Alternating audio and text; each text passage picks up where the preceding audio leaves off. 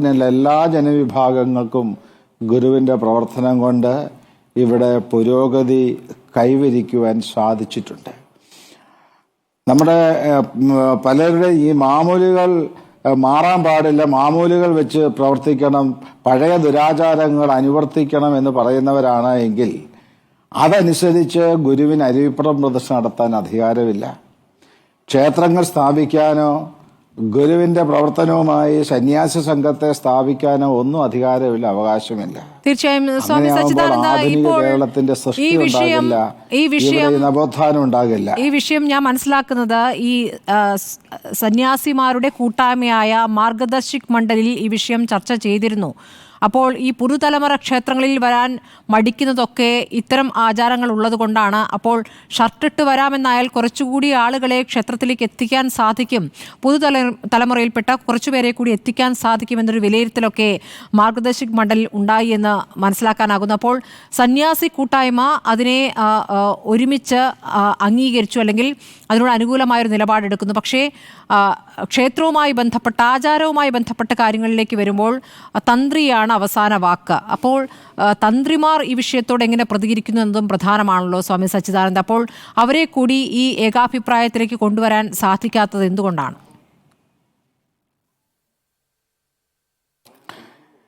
മാർഗദർശന മണ്ഡലത്തിന്റെ വലിയൊരു നേതാവായിരിക്കുന്ന സ്വാമി ചിദാനന്ദപുരി ക്ഷേത്രങ്ങളിൽ ഉടുപ്പിട്ട് കയറുന്നതുകൊണ്ട് ഒരു ദോഷമില്ല എന്ന് പ്രഖ്യാപിക്കുകയുണ്ടായി. അതുപോലെ വിശ്വ ഹിന്ദു പരിഷത്തിന്റെ നിരവധി ക്ഷേത്രങ്ങളിൽ ഷർട്ടിട്ട് കയറാവുന്നതാണ്, മറ്റു പല ക്ഷേത്രങ്ങളിലും.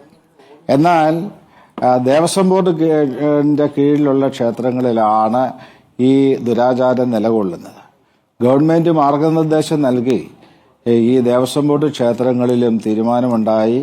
അങ്ങനെ ഒരു പരിഷ്കാരം ഉണ്ടാകേണ്ടത് രാജ്യത്തിന്റെ വളർച്ചയ്ക്ക് അനിവാര്യമായിട്ടുള്ള ഒരു ഘടകമാണ്.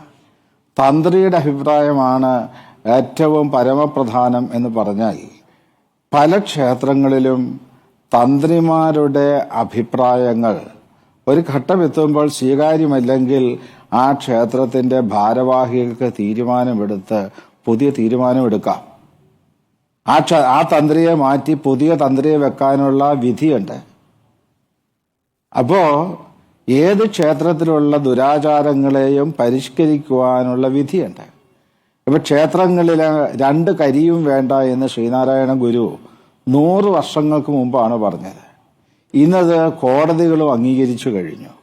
പക്ഷേ അത് അംഗീകരിക്കാത്ത മാമൂൽ വിശ്വാസികൾ ഉണ്ട്. ക്ഷേത്രത്തിൽ ആനയും വെടിക്കെട്ടും വേണം എന്ന് പറഞ്ഞ് അവർ കേസിന് പോകുന്നതിനുള്ള ഒരുക്കങ്ങൾ നടക്കുന്നുവെന്നാണ് എനിക്ക് മനസ്സിലാക്കുവാൻ. അതാണ് 100 വർഷം മുൻപ് പറഞ്ഞ ഒരു കാര്യത്തിൽ ഇപ്പോഴും കോടതിയിൽ കയറി അതിൽ ഒരു തീരുമാനം എടുപ്പിക്കേണ്ടി വരുന്ന ഒരു അവസ്ഥയാണല്ലോ ഇപ്പോൾ കേരളത്തിൻ്റെത്. സ്വാമി സച്ചിദാനന്ദ, ഇതിപ്പോൾ ശിവഗിരിയിൽ നിന്ന് വന്നിരിക്കുന്ന ഒരു നിലപാട്, അതിനെ ശിവഗിരിയിൽ വെച്ച് മുഖ്യമന്ത്രി ശരിവെക്കുന്നു. അതാണോ NSSനെ ചൊടിപ്പിച്ചിട്ടുള്ളത്? അതാണോ സുകുമാരൻ നായരെ ചൊടിപ്പിച്ചത്?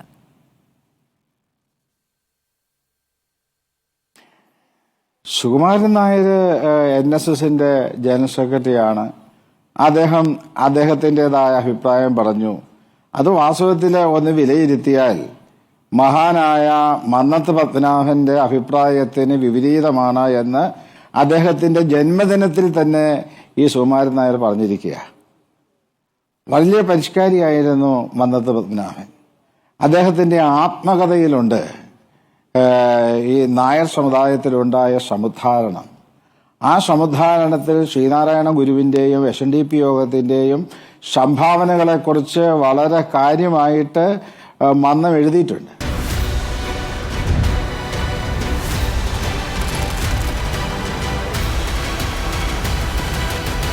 ഡിബേറ്റ് വിത്ത് സ്മൃതി പരുത്തിക്കാട്.